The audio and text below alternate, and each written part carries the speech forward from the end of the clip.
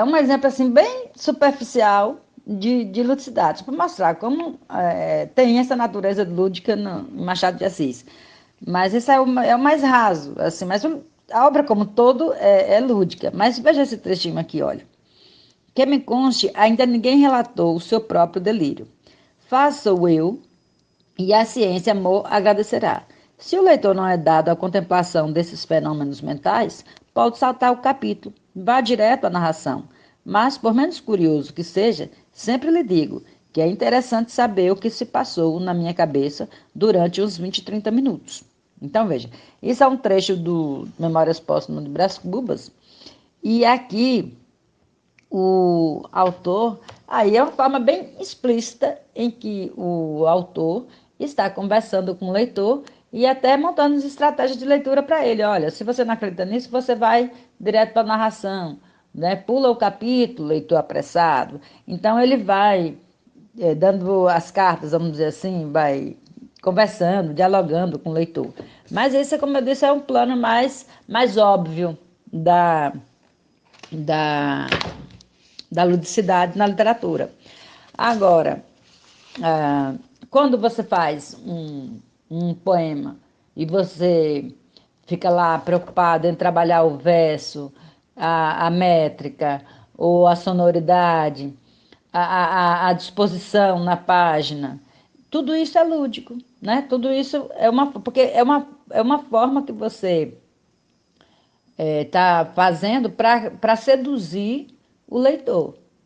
Então, você está montando estratégias para, vamos dizer assim, fisgar esse leitor. É como se, mexendo na estrutura, no aspecto formal, o jogo das palavras.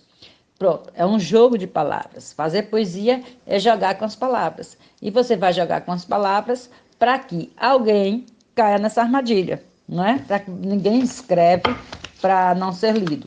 Então, por isso, né, tem essa natureza do lúdico, você vai criar estratégias para alguém ler você. Por exemplo, o mais óbvio, por exemplo, as aliterações,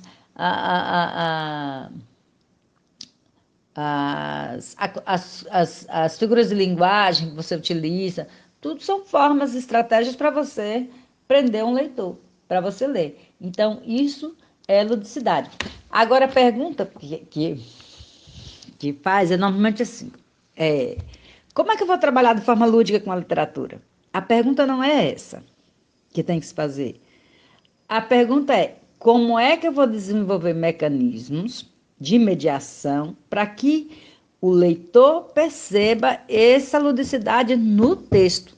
Então, não é o professor se desdobrar em mil para o aluno ler, ou para tornar o texto engraçadinho, pegar o texto, transformar numa peça de teatro, pegar o texto, transformar num filme. Isso aí, essa ludicidade aí já está no corpo, no trabalho do professor. Não é mostrando para o aluno na literatura.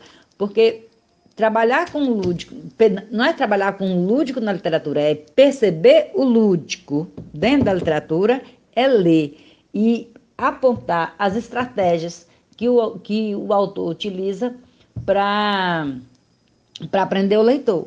Então, é assim que eu percebo o lúdico na literatura. Procurando, descobrindo quais foram os mecanismos que ele utilizou para construir aquilo. Então, assim, a ludicidade está dentro da literatura, não está fora.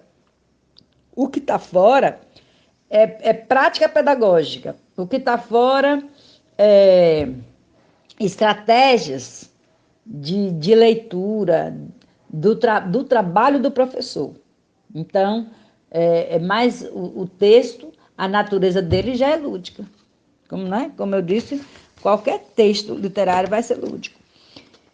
E aí, a poesia visual, por exemplo, que eu ia falar. Vamos pensar aqui no Beba Coca e Barbicola. Ali, a ludicidade é muito explícita.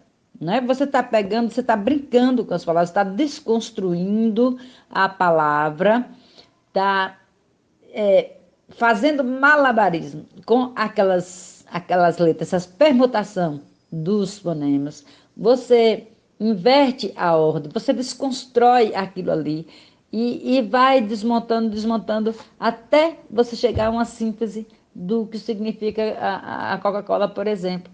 Então, isso porque é um plano mais óbvio da ludicidade. Você vê ali claramente como o autor está brincando com as palavras, né? Ele está jogando com aquilo, desconstruindo aquilo. Então, a poesia visual toda, ela está recheada desse caráter lúdico, assim. A poesia visual, a poesia concreta, é uma situação em que você percebe a ludicidade de uma forma mais clara, né? Assim, é a literatura gratuita, no sentido de que não quero uma mensagem, eu quero é brincar com a palavra. Eu não estou muito preocupada. Existe uma unidade da forma e conteúdo, mas, sobretudo, a preocupação ali é fazer um jogo com as palavras, é jogar com a palavra. Às vezes é uma única palavra. A palavra código, por exemplo, poema Código de Augusto de Campos. Então, não estou passando mensagem nenhuma, não estou querendo dizer nada, não estou querendo, enfim, fazer nenhum tratado sobre poesia, sobre literatura, não. Eu quero brincar com a palavra. Sabe aquela música da Adriana Calcanhoto? É, fazer música, porque eu faço música. Então, não é para. Não quer ser sucesso, não quer revelar nada, não, pronto, quer ser só música. Isso é um exemplo de ludicidade, por exemplo, numa poesia. É, porque não querer ser nada, é não querer ter função nenhuma, mas é querer voltar-se para o aspecto da criação. É ludicidade e a inteligência, porque é a ergocidade, é a capacidade de montar, né? A capacidade de seduzir. E é também criação, ludicidade é criação. Não se faz literatura sem criar e sem a inteligência, sem um pensamento arguto para montar toda essa unidade que vai dar da forma do conteúdo.